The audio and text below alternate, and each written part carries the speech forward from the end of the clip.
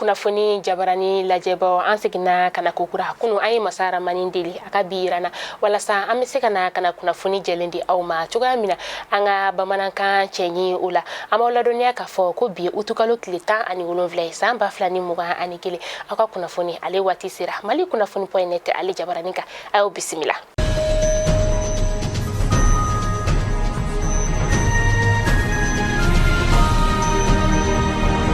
Amanga bi kunnafoni daminɛ ni fɛn min sa an ka ministre ɲɛma ni o ye Dr Choguel Kokala Mayiga ye kunu sɔgɔma utukalo tile 16 san 2021 ale kɔni ye defu kimɛniw kolomokarili ni ka ulu kɛ k'aw ladɔnniya k'a fɔ ko defu kalanden ninnu yɛrɛ a ma bɛ t'i jɔ maa 230 la an ka jamana fan 14 bɛɛ lajɛlen kɔnɔna la hali n'o y'a sɔrɔ sa ko an ka lakɔli karamɔgɔ minnu tun bɛ yen nɔ n'olu tun ye bolonɔbila sɛbɛn kɛ octobre kalo tile 15 n'u tun y'a yira k'a fɔ ko u bɛ kimɛli ninnu ka dan sigi olu la nka nin wagati in na an ka jamana marabagaw olu kɔni ye sariyaw ta defu baaraw kɔni ye a bɛ ka taa taabolo ɲuman o kan. An ka sigida 4nan kiri tigilama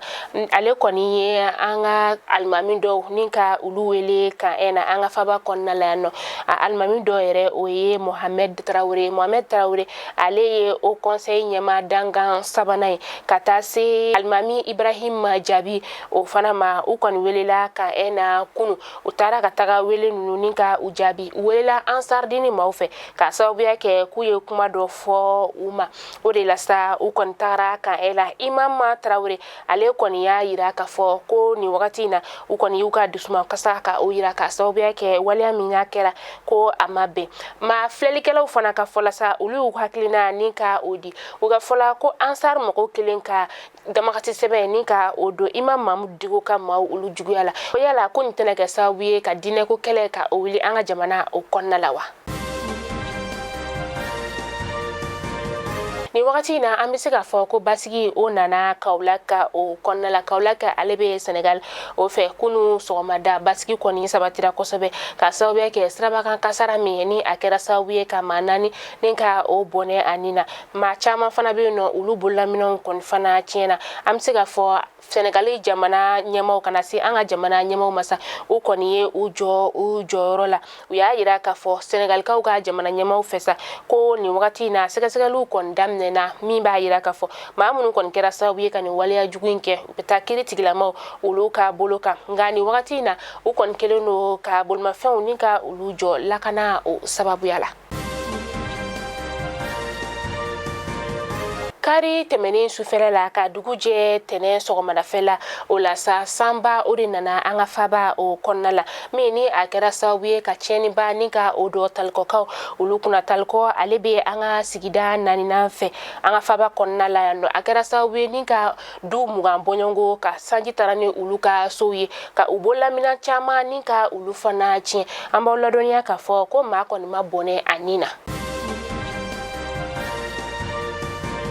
Coronavirus ale bana ma bɔ an ka jamana kɔnɔna la ni wagati in na a yirala k'a fɔ ko coronavirus yera maa 2 la kokura hali n'o y'a sɔrɔ coronavirus kɛra sababu ye ni ka maa 14 ani 20 bɔɲɔngo ni ka olu kɛnɛya maa 535 olu kɔni bɔnɛna u ni na maa 14 na kunkan fɛ coronavirus kɔni bɛ olu la an ka jamana o kɔnɔna la ni kunnafoniya in dira an ma bɔ maaw olu fɛ kɛnɛya tigilamaw u y'a yira k'a fɔ ko an ka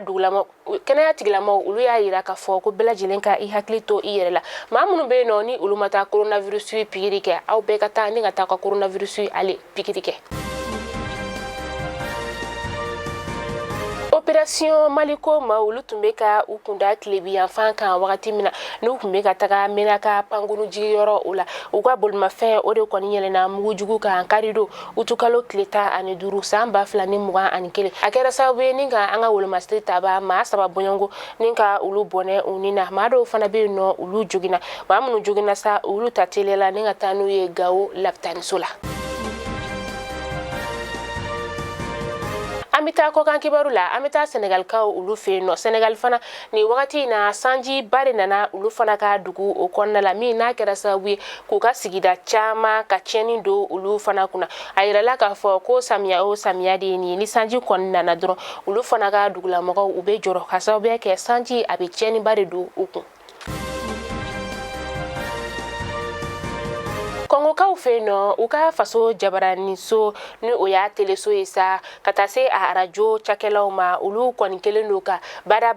bla ni ka o buluda o ye ni sebe fura ka bla kunu utukalo kleta ani woro u ka nyamaya so ula u yere ka fola sa ko u kon kelen do ka sigana ta ka nyeshi u ka nyamaya so ma u ka na folo kota fanfela nga u ka nyamaya so fana u fana ya yira ka fo ko ni ya ikale ka ma wulendo ajuguyala ko ma do de fana be no mimbe ka u shuka bla alela.